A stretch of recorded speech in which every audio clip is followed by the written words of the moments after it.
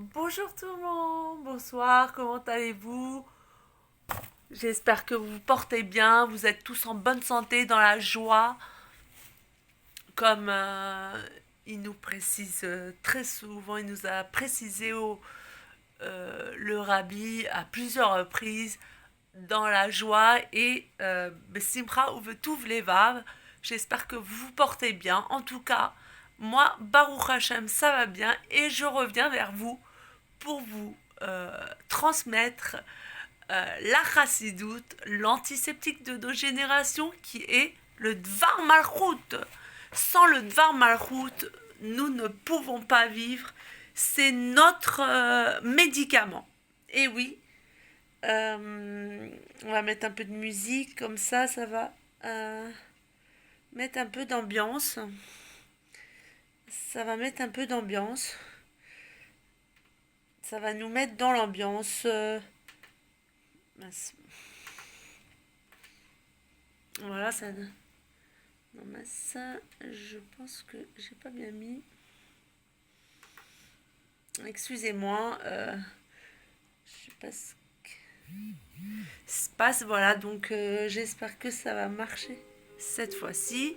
Voilà, on va mettre un peu d'ambiance comme les temps deviennent de plus en plus durs avec ce qui se passe, mais nous, on va dépasser tous les obstacles, les Khatrilar Hariber, on va sauter au-dessus des obstacles et tous les problèmes qu'on rencontre avec le confinement et bien sûr la crise de la pandémie.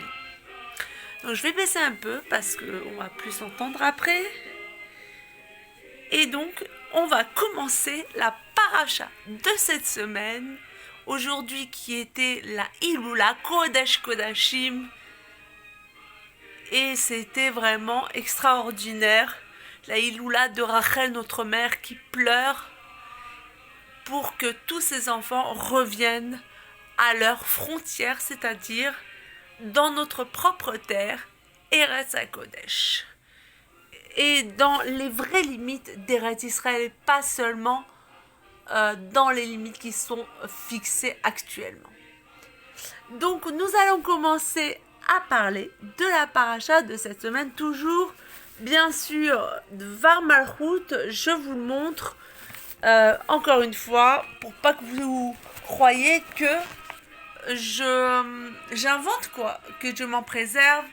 Tout ça vient du Dvar Malchut, l'édit royal du Rabbi Melech HaMashiach.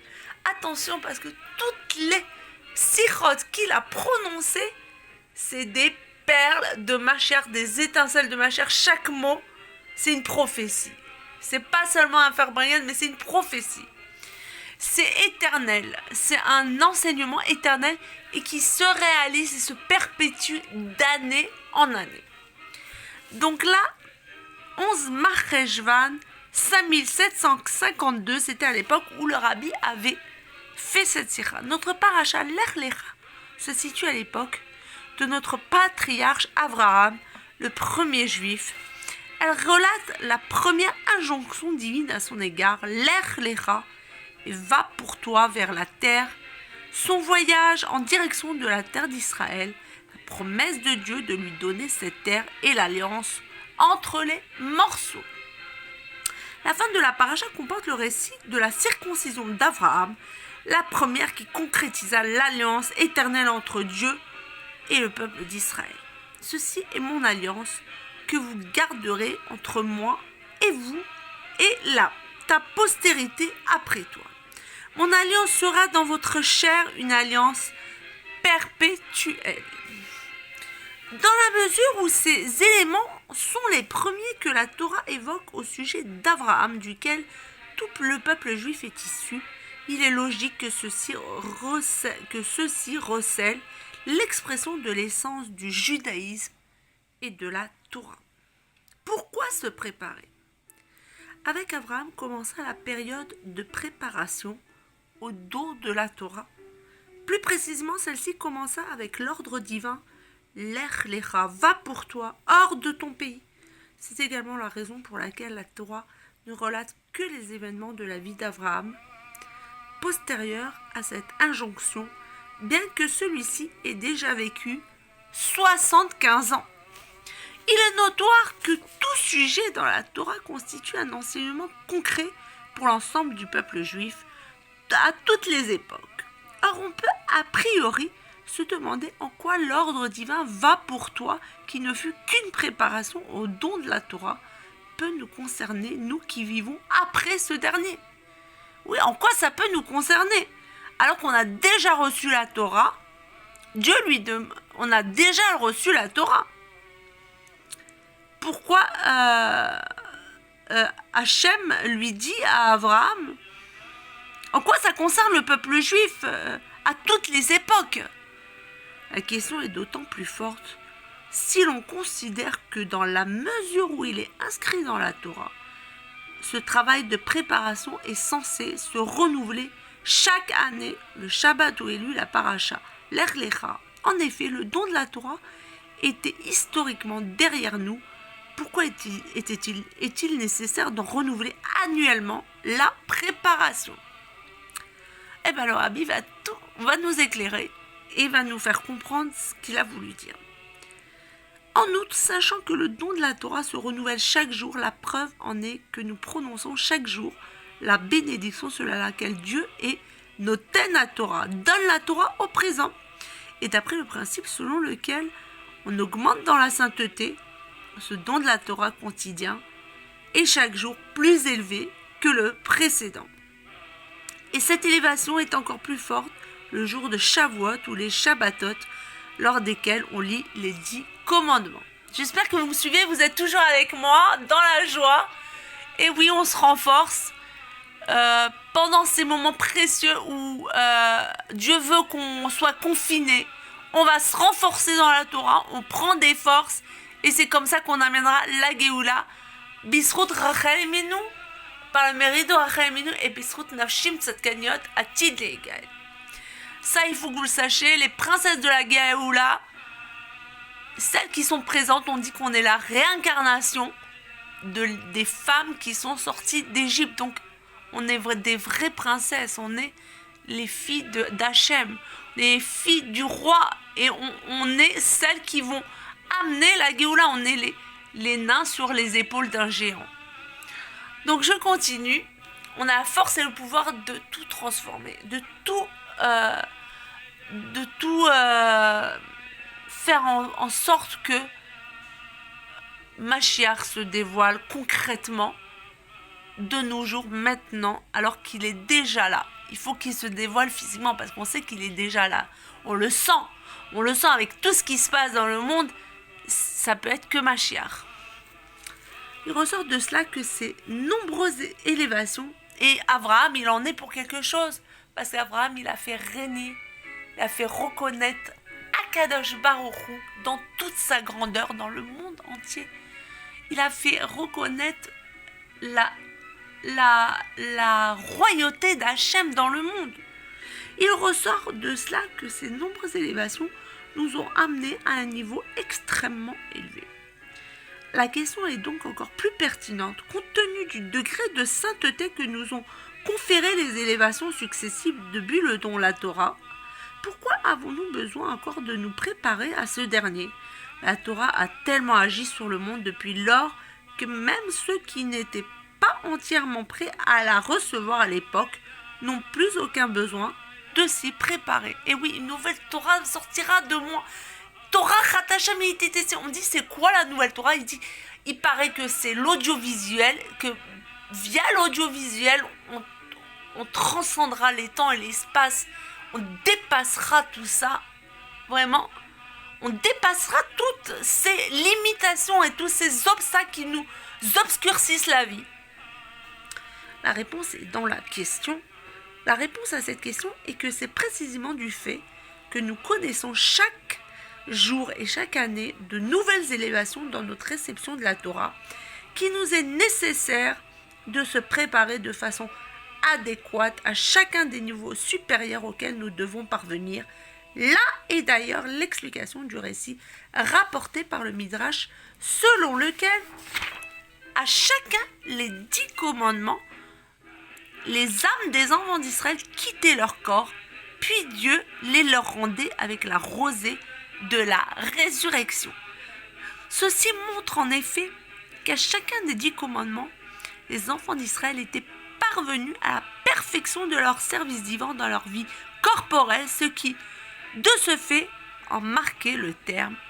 Or, malgré cela, il leur fallut à chaque fois redescendre pour parvenir à des degrés encore supérieurs. On dit qu'à chaque fois que les bénis d'Israël entendaient un commandement, ils s'élevaient, ils s'élevaient de niveau en niveau. Et le lendemain, Hachem les réveillait avec la rosée. Sinon, que chacun les 10 commandements, les enfants étaient parvenus à la perfection de leur service divin dans leur vie. En même temps que je vous enseigne, je découvre moi aussi la Sira. Hein. Sachez que je l'avais déjà entendu dans le passé, mais avec vous, je découvre. C'est en apprenant qu'on apprend. Hein. C'est connu comme dicton. La terre nous appartient déjà. Cependant, la préparation à laquelle nous devons actuellement nous livrer n'est pas uniquement en vue d'atteindre un niveau supérieur dans la réception de la Torah. Pour atteindre la perfection du don de la Torah, nous devons réaliser la préparation fondamentale que la Torah désigne par l'Ech Lecha, va pour toi. Considérons la promesse divine au sujet de la terre d'Israël, dans la mesure où celle-ci est inscrite dans notre paracha, qui relate en outre qu'Abraham s'y installé. Il est clair que ce sujet-là se renouvelle également chaque année lorsque nous lisons de nouveau cette paracha. Je vais un peu baisser la musique, j'espère que vous m'entendez, parce que je veux pas que ça fausse le discours de Chassidut que je suis en train de vous concocter. Or, étant donné que Dieu a déclaré à Abraham, j'ai donné à ta descendance ce territoire, que ce dernier l'a parcouru en long et en large, que la terre fut conquise une première fois à l'époque de Yahushua et une seconde fois à l'époque d'Ezra le scribe. On peut en demander quelle est actuellement la signification concrète du récit de l'acquisition de la terre par Abraham dans la paracha Lech Lecha, alors que celle-ci nous appartient déjà depuis longtemps. Et ceci d'autant plus que dans ces dernières générations, nous sommes à la conclusion de la tâche consistant à transformer le monde entier en terre d'Israël. Voir à ce sujet le discours du Shabbat Pinchas 5751. Donc là, le rabbi, il nous explique que vraiment, Avraham Avinu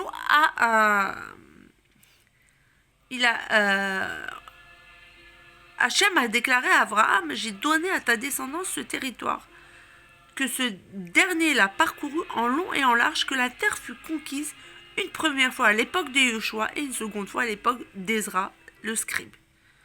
On peut se demander quelle est actuellement la signification concrète. Je répète, je me répète, je sais, c'est pour mieux comprendre et mieux vous expliquer en même temps. On peut se demander quelle est actuellement la signification concrète du récit de l'acquisition de la terre par Abraham dans la parashat Lech Lecha, alors que celle-ci nous appartient déjà depuis longtemps. Oui, mais au moment où Abraham Avinu venait découvrir la terre de Canaan, qui était la terre d'Israël, qui était la terre de Canaan et actuellement la terre d'Israël, il l'avait pas encore acquise. La raison en est que les 10 territoires que Dieu nous a promis dans notre paracha Genèse 15, 18, 21, et selon la plupart des avis qu'il nous a alors donnés, sont liés les uns aux autres, et puisqu'à l'époque de Yahushua et du temple, et à l'époque d'Ezra, les enfants d'Israël n'ont jamais détenu que 7 territoires au maximum, et jamais les 3 derniers qui ne nous seront remis que lors de la délivrance messianique. Il en ressort que l'acquisition de la terre d'Israël, y compris dans sa dimension de 7 territoires, n'a jamais été parfaitement réalisée. On dit qu'à l'époque de Mashiach, quand le Mashiach se dévoile, avant même que le Mashiach se dévoile, on aura comme possession 7 territoires plus 3 autres.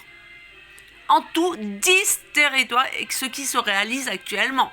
Nous le voyons clairement, regardez le Dubaï, le Qatar, pardon, Kinik, Nizik, Kadmoni, qui représentent spirituellement parlant les 7 émotions, les 7 midot et les 3 intellectuels, Chochma, Bina, Vedaat, qui représentent les mochin, les 7 midot intellectuels et qui est la couronne de Chabad, comme nous le savons tous et toutes. Il en va de même pour les Juifs qui se trouvent en terre d'Israël à l'époque de Yoshua et de la plupart de la période du premier temple. La majorité des Juifs vivaient en terre sainte. Cependant, lors de l'ère messianique, ce sont en plus des 10 tribus perdues qui reviendront que tous les Juifs de toutes les générations qui s'y trouveront. Waouh, ça va être gai, ça va être mais simra, hein, ça va être super. Sans guerre. Il est donc clair qu'il existe aujourd'hui aussi la nécessité d'acquérir la terre d'Israël. En effet, tant que nous ne possédons pas concrètement l'ensemble des 10 territoires, nous sommes encore totalement dans le processus d'acquisition de la terre et la Torah exige de nous l'Echlecha pour que nous puissions acquérir les 3 territoires manquants. Dans toutes les générations, les Juifs ont aspiré à l'acquisition complète de la terre lors de la rédemption messianique selon les termes de la profession de foi énoncée par Maïmonide. J'attends chaque jour qu'il vienne. Le Mashiach, en parlant du Mashiach bien sûr. En particulier maintenant que selon l'annonce de mon beau-père, le rabbi précédent, la tchouva, retour à Dieu, a déjà été réalisée et que selon tous les signes, notre génération sera la dernière de l'exil et automatiquement la première de la délivrance. Il est évident qu'il faut être d'autant plus préparé à recevoir les 10 territoires qui constituent notre héritage depuis l'alliance entre les morceaux que nous nous apprêtons à recevoir de la part des nations du monde sans aucune guerre par l'effet de leur bonne volonté. Donc tout ça se passera d'une façon pacifique, d'arc et noam, d'arc et shalom, d'une façon tangible et claire, mais d'une façon paisible et calme, en pleine sérénité. Ce ne sera pas avec des guerres, Chav et Shalom, il n'y aura pas de guerre. Je continue. La préparation au don de la Torah. Il en est de même en ce qui concerne la préparation au don de la Torah qui est exigée de nous, puisque la plénitude du don de la Torah sera atteinte lors de la délivrance messianique, car toute la Torah qui est actuellement étudiée est qualifiée de vent en comparaison à la Torah du Mashiach et à la nouvelle Torah qui sera alors dévoilée, Midrash Kohelet, Rabbah, chapitre 11, 8. Il est clair qu'il nous faut toujours et encore nous préparer à recevoir la Torah, l'Echlecha. L'Echlecha, c'est pas juste sortir de ces 4 amot, de ces 4 coudées, c'est aussi s'élever spirituellement parlant et matériellement. C'est-à-dire qu'en s'élevant, en allant de Mechaïl el Raïl, d'aller de force en force, il faut toujours avancer. Parce que celui qui n'avance pas, il recule automatiquement et il tombe. Que Dieu nous en préserve. Donc nous, on veut toujours s'avancer de force en force et s'élever malgré les conditions actuelles. Il faut toujours rester positif et trouver toujours les moyens de s'élever en faisant de bonnes actions, des mitzvot et encore plus d'Avat Israël, encore plus de tzedaka et encore un sourire et encore un chesed. C'est ça qui débloquera un jour ou l'autre, déclenchera la Géoula. C'est sûr qu'on l'attend à chaque minute. Va pour toi, j'ai mal lu. Va pour toi, quel est le rapport? Nous pouvons dorénavant comprendre de quelle façon l'injonction l'Echlecha va pour toi constituer une préparation au don de la Torah. En effet, le sens profond du don de la Torah est de réaliser l'union entre les mondes supérieurs, le degré du divin qui transcende complètement l'existence du monde, et les mondes inférieurs, c'est-à-dire le monde matériel dans lequel nous sommes. Le don de la Torah a permis que l'accomplissement des commandements divins ici-bas transforme le monde en réceptacle pour la sainteté divine et l'y fasse résider. Or, ceci a commencé à se réaliser lorsque Dieu a commandé à Abraham Lech Lecha. Abraham reçut ce commandement lorsqu'il était âgé de 75 ans. Jusqu'alors, il avait servi son Créateur et diffusé la conscience de son existence dans le monde, même si cela lui avait valu d'être jeté au feu. C'est pourquoi il fut nommé Abraham Ha-Ivri, Abraham l'hébreu, car il se tenait fermement sur une rive, en hébreu Ever, source du mot Ivri, du monde, et l'humanité entière sur l'autre rive. Malgré cela, il ne fléchit jamais devant eux. C'est ainsi qu'il finit par faire de l'endroit où il résidait appelé auparavant Haran, parce qu'il provoquait la colère, Haran-Af, de Dieu, un lieu digne d'Abraham, notre père, à tel point que son père Terach, ancien pourvoyeur d'idoles, fit lui-même Teshuva. Cependant, tout cela n'est pas mentionné dans la Torah, car tout ce qu'il avait accompli jusqu'alors ne l'avait pas été, de façon à associer et réunir le monde avec le divin qui le transcende, le monde restait inférieur sans être pénétré de la sainteté divine.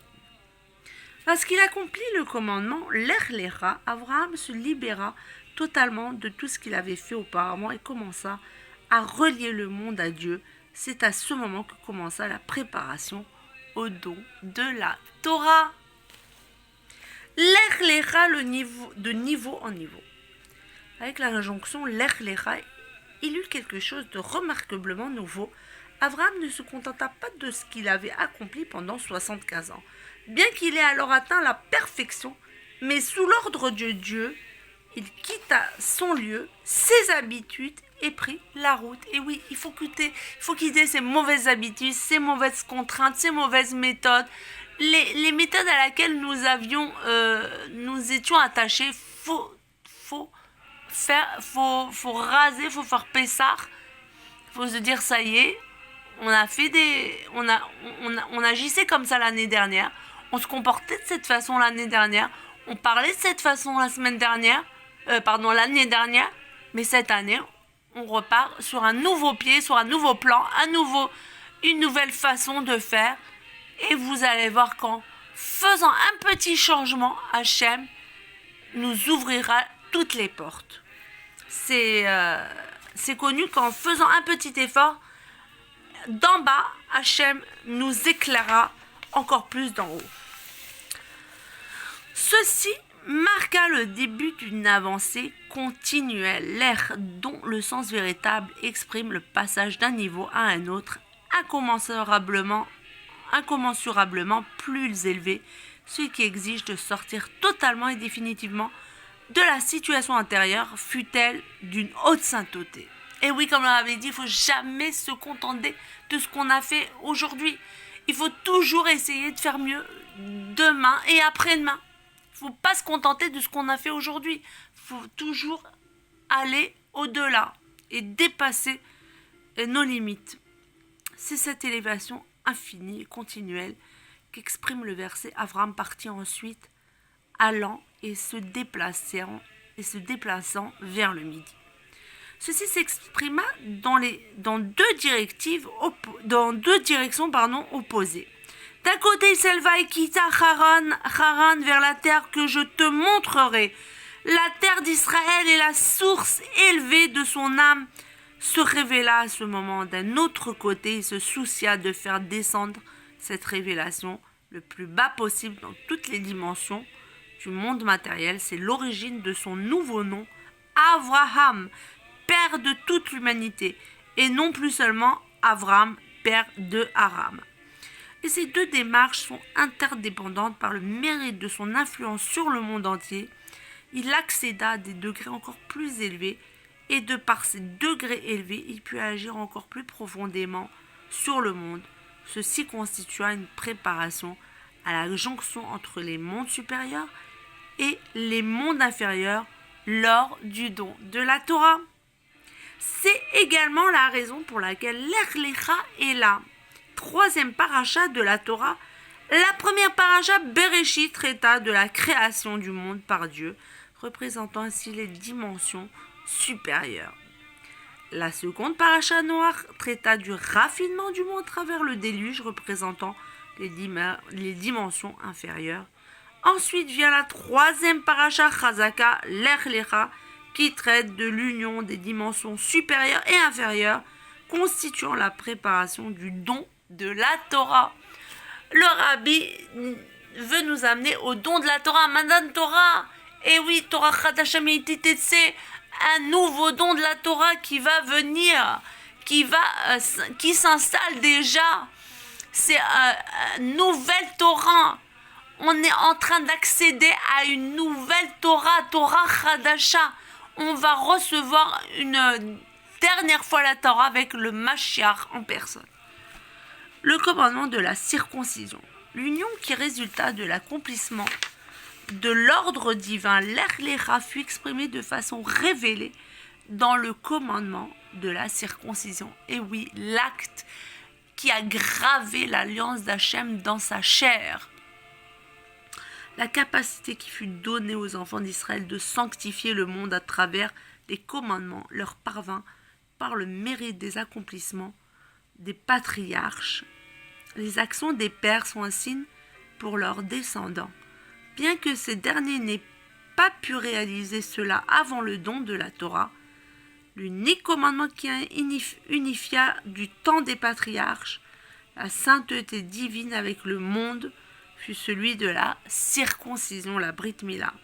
Et elle fit ainsi le lien entre les commandements accomplis par les patriarches avec ceux accomplis par leurs descendants. La raison en est que la circoncision est en cela spécifique qu'elle marque l'alliance avec le Créateur dans la chair physique. Ce commandement fit que cet organe qui exige pourtant des précautions particulières devint un objet saint. Cette mitzvah est qualifiée de Brit Olam, d'alliance éternelle Olam, mais aussi d'alliance révélée aux yeux de tous les mondes du monde, Olam également. C'est parce qu'elle fut fait pénétrer la sainteté et l'éternité des commandements dans la matérialité du monde que cette mitzvah transmit à toutes les autres la force de sanctifier les objets matériels. C'est après la circoncision que Dieu appela Avraham, avec un hé, on a rajouté un hé à Avraham, car c'est cette mitzvah qui permet à ce dernier de devenir Avhamon Goïm, le père d'une multitude de peuples, et de raffiner le monde jusqu'à l'avènement messianique. Et oui, tout le monde a été créé pour Mashiach. Tout ce que l'on fait, c'est pour Mashiach. Parce qu'on doit vivre Mashiach, on doit respirer Mashiach. La Géoula, on doit respirer la Géoula chaque instant de notre vie. Et en étudiant justement la Chassidoute, on a un avant-goût messianique des temps à venir. La terre d'Israël, la force de relier. Nous avons expliqué la signification du don de la Torah, l'union entre les dimensions supérieures et inférieures, et la préparation à cela à travers l'Ech Lecha et le commandement de la circoncision. Il nous reste à comprendre de quelle façon cela est lié avec les sujets qui apparaissent dans la suite de la paracha, la promesse divine relative à la terre d'Israël et le don de celui-ci lors de l'alliance entre les morceaux. Le don de la terre d'Israël à notre père Abraham et à sa descendance eut pour but que la terre soit sanctifiée pour devenir une demeure pour le Créateur. Lorsque les enfants d'Israël conquirent la terre de Canaan et qu'ils en firent une terre sainte, ils mirent en œuvre le dessein du don de la Torah, l'union des mondes supérieurs et des mondes inférieurs. C'est également la raison pour laquelle la perfection dans l'accomplissement des mitzvot est atteinte précisément en terre d'Israël. En promettant et en donnant la terre dans notre paracha, Dieu a donné à la force d'accomplir les mitzvot de sorte qu'elles agissent sur la matérialité des choses. Cette paracha, à force de loi, qu'on a une force incommensurable pour accomplir toutes les mitzvot actuellement parlant, parce qu'on sait que d'ici, tout de suite, Mashiach se dévoilera, et on ne peut pas retarder sa venue. Notre paracha est donc un enchaînement d'éléments autour d'un même sujet.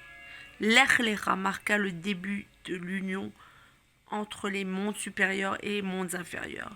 La circoncision fut l'incarnation de ce principe dans le corps humain, le don de la terre en fut la concrétisation dans le monde. J'espère que vous me suivez là. On rentre dans une autre dimension. La dimension messianique. C'est une dimension messianique. On rentre dans la 6e dimension. On ne se rend pas compte de tous ces mots, ces paroles. Chaque parole, chaque mot, c'est une prophétie. Quel est notre rôle? Nous pouvons maintenant comprendre le sens de la préparation qui doit être la nôtre maintenant. Pour parvenir au don de la Torah, étant donné qu'il doit y avoir une progression dans le service de Dieu, l'air y compris dans le don de la Torah, tel qu'il a lieu chaque jour avec la nécessité de l'amplifier quotidiennement. Nous devons continuellement accomplir le travail de l'Ech Lecha pour être toujours préparés pour cela. Cela est d'autant plus nécessaire au regard de la révélation divine de la délivrance messianique, puisque l'Ech Lecha et l'acquisition de la terre d'Israël sont la préparation au don de la Torah. Il est évident que tant que nous n'aurons pas l'intégralité des 10 territoires promis, il y aura un manque dans l'accomplissement de la Torah et des mitzvot. Ce n'est que lorsque l'accomplissement de la Torah et des mitzvot, ce n'est que lorsque s'accomplira pleinement l'ordre divin, va pour toi vers la terre que je te montrerai, quand nous posséderons la terre dans son intégralité, que nous pourrons accomplir la Torah et les mitzvot à la perfection lors de l'ère messianique dans laquelle nous nous trouvons déjà.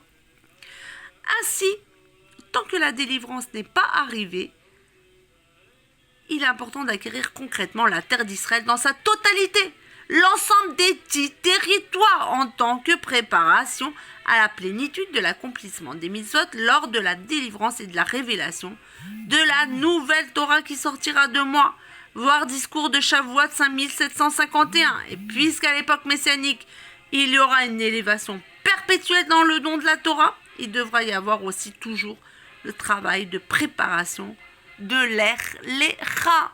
Et oui, le Rabbi nous incite à aller de l'avant, à anticiper et à toujours avancer et à s'efforcer de mieux faire,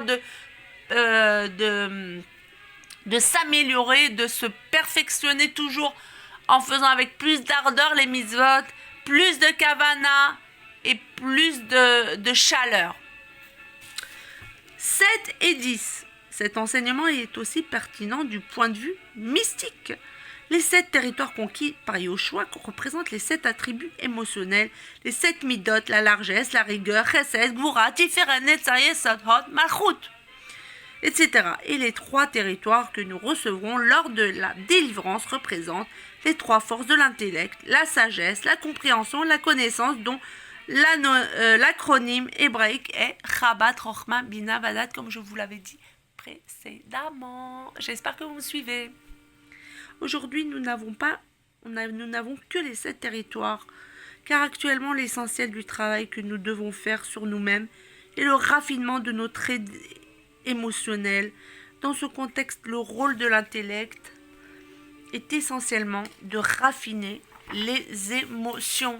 Et oui, on doit raffiner nos émotions. On a un travail à faire sur les 7 attributs. 7 attributs. J'ai du mal à articuler en ce moment. Désolée. Depuis la mort de Samuel Paty, Razi Shalom. Lors de l'ère messianique, cependant, lorsque toute chose atteindra sa plénitude, le rôle principal de l'intellect sera de s'unir avec Dieu à travers l'étude de la Torah. Il en ressort que la perfection du service de Dieu, même du point de vue des émotions, ne sera atteinte que lorsque nous y aurons rallié l'ensemble des 10 forces de nos âmes. Tel est le sens du verset du schéma « Tu aimeras l'Éternel ton Dieu de tout ton cœur, les 7 midotes, de toute ton âme, l'ensemble des 10 forces, et de tous tes moyens, ce dernier terme désignant le service de Dieu au-delà de toute limitation pour toutes les forces de l'âme. La force d'accomplir cela vient du don des 10 territoires qui a débuté dans notre paracha, ce qui inclut déjà tous les degrés élevés qui se révéleront lors de la délivrance, aussi bien en ce qui concerne la terre qu'en ce qui concerne la Torah. Et en même temps, cette révélation pénétrera l'ensemble de ce monde matériel. Il est fait allusion à ce dernier point dans le fait que le nom de ces 3 territoires, Kéni, Knizi et Kadmoni, commencent tous par la lettre hébraïque Kouf, dont la longue ligne verticale fait allusion à la descente vers le bas. J'espère que vous êtes toujours avec moi, dans le sourire, dans la joie. On continue, on se renforce, on lâche rien. C'est ainsi également qu'il faut expliquer le verset « La terre sera pleine de connaissance de Dieu, comme les eaux, recouvrent le fond de la mer. » Ishaïa 11.9. Conclusion du Mishneh Torah du Rambam. Ça, c'est la référence que je vous ai dit. Yam, la mer, a pour valeur numérique 50, en référence au dévoilement de la 50e porte de la compréhension, qui représente un très haut dévoilement divin. Maïm, les eaux au pluriel, fait référence à ce monde qui est appelé le domaine public, le domaine de la multitude. Et oui, dans l'eau, il y a une multitude d'êtres, de créatures qui se meuvent dans les mers, qui est appelé aussi, spirituellement parlant, le monde caché, Torah chez Benista.